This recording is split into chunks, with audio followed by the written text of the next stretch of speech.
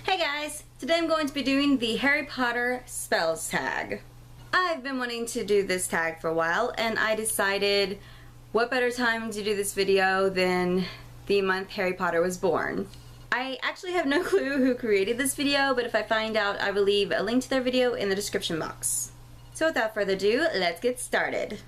Expecto Patronum, a childhood book connected to good memories. Truthfully, I did absolutely no reading as a kid, unless it was forced upon me in school, and I don't even remember what books those were. So my first attempt at actually reading a book would have been when I was like 11 or 12 when I attempted to read the first Harry Potter book. So I'm going to have to go with Harry Potter. Expelliarmus, a book that took you by surprise.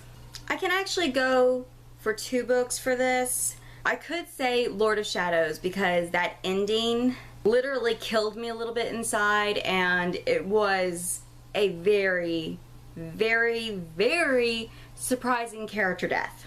But I'm trying not to think about that. So my real answer for this question is Vampire Academy by Rochelle Mead. And truthfully, the entire series took me by surprise. Because just the title alone, Vampire Academy, is kind of enough to turn you off the series. And if it doesn't, the cover definitely does. Not this cover, this is the 10th anniversary edition, which is a lot prettier than the actual covers.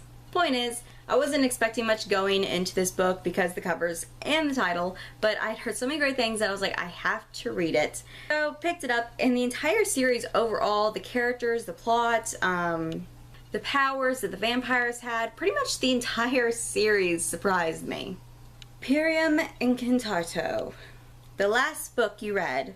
The Eye of Mines by James Dashner, and I have to say, guys, freaking love this book so much and can't wait to jump into the second one. Alohomora, a book that introduced you to a genre you had never considered before. Easily The Hunger Games. I never would have picked up dystopian novels if it wasn't for this series. Ridiculous, a funny book you've read. That is easily any book by Rick Riordan, and Cassandra Clare's books are quite funny as well. I've never actually read a straight comedy book. Usually what I find funny is sarcasm and sassiness, and both Cassandra Clare's and Rick Riordan's books are just filled with sass and sarcasm, and I love it. Sorcerers, and I probably said that wrong, a book that you think everyone should know about. The Heartbreakers and My Life with the Walter Boys by Ali Novak. These are two contemporary novels that I absolutely just fell in love with, and I actually don't see anybody talking about them.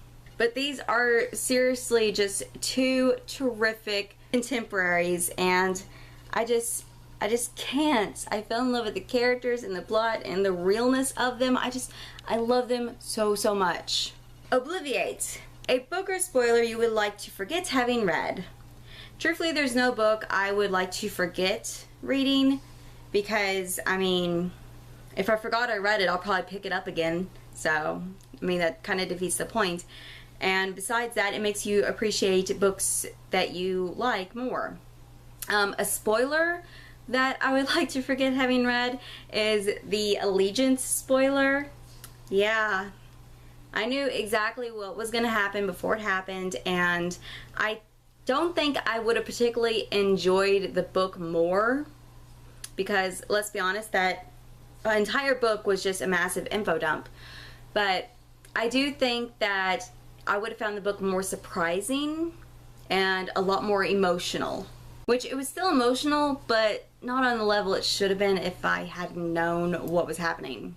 Imperio, a book you had to read for school. I had to read a great number of books for school. Of Mice and Men, The Grapes of Wrath, Speak, The Great Gatsby. I hated The Great Gatsby. If I had to choose my favorites of all of them, I think it would be The Grapes of Wrath. And because that's one of them that I had to read on my own for a summer book report. And I didn't have to read as a class, so I could do it at my own pace and at my own leisure. I could read for 15 minutes or I could read for 3 hours, and I think it just flowed better that way. So I'm going to have to go with The Grapes of Wrath. and I think the author was John Steinbeck. He actually wrote Of Mice and Men too, I think. I don't know, I've been looking for a copy of that book because I'd like to reread it, but it's ridiculously hard to find. Crucio! A book that was painful to read.